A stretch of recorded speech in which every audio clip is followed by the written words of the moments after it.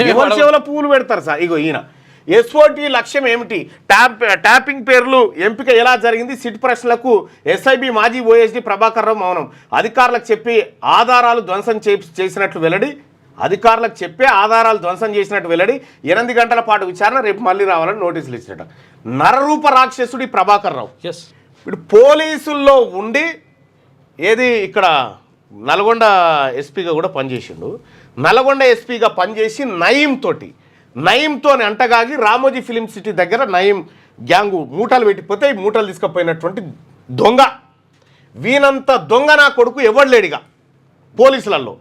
వీడు ఒక ప్రైవేట్ సైన్యాన్ని ఏర్పాటు చేసి ఆ ప్రైవేట్ సైన్యంతో ప్రజలను, ప్రతిపక్షాలను, వ్యాపారస్తులను వీళ్ళందరినీ బెదిరించి ట్యాపింగ్లు చేసి వీడు చేసినటువంటి దొంగ. నాకేం సంబంధం అని చెప్తా ఉన్నాను, నాకేం సంబంధం అని చెప్తా ఉన్నాడు. సిగ్గుండాలి కదా, 4 ధన్య అయినా సరే మనతో నిజాలు కక్కియాలి. కక్కిస్తేనే లెక్క ఉంటుంది అసలు. యాక్చువల్గా నా ఫోన్ ట్యాప్ చేసిండు దొంగ, వీడు నా ఫోన్ ట్యాప్ చేసిండు. బట్ నాకేం సంబంధం అని మాట్లాడుతున్నాడు. ఇంకా ఒకసారి చూడు, ఎంతమంది ఫోన్లు ట్యాప్ చేసిండో, చాలామంది ఫోన్లు ట్యాప్ చేసి నాకేం సంబంధం, హార్డ్ డిస్కులు వల్ల కొట్టిపోయిండు. పోతా ప్రభాకర్ రావు గుర్తుపెట్టుకో, నీవు చేసిన పాపం, నీవు చేసిన మోసం ఈ తెలంగాణలో నిన్ను వదిలిపెట్టే ప్రసక్తి. ఇప్పుడు కాంగ్రెస్ గవర్నమెంట్ వదిలిపెట్టినా రేపు నువ్వు ఆడున్న తొవ్వి తీసైనా మా బీసీ గవర్నమెంట్ పట్టుకొస్తుంది మిమ్మల్ని.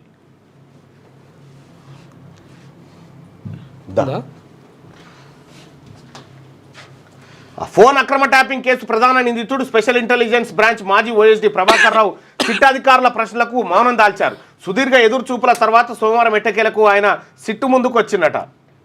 లేటెస్ట్ న్యూస్ తెలుగు మరియు ఇంగ్లీష్ అప్డేట్స్ కోసం ఇప్పుడే క్యూన్యూస్ అఫీషియల్ యాప్ ని ప్లే స్టోర్ నుండి డౌన్లోడ్ చేసుకోండి. సరికొత్త సమాచారాల కోసం క్యూన్యూస్ వెబ్సైట్ ని ఫాలో అవ్వండి. ఛానల్లో ప్రాంతీయ, జాతీయ, అంతర్జాతీయ వార్తలు వీక్షించండి.